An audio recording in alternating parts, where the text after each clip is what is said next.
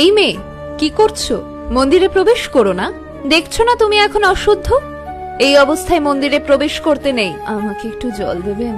খুব কষ্ট হচ্ছে, পেটে যন্ত্রণা করছে।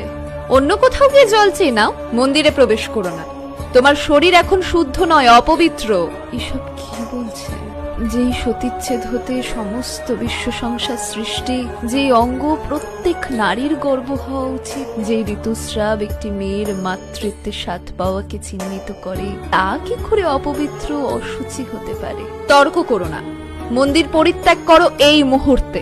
তাহলে তো এই মন্দিরে যেই দেবী মায়ের প্রতিষ্ঠান, তিনিও অপবিত্র।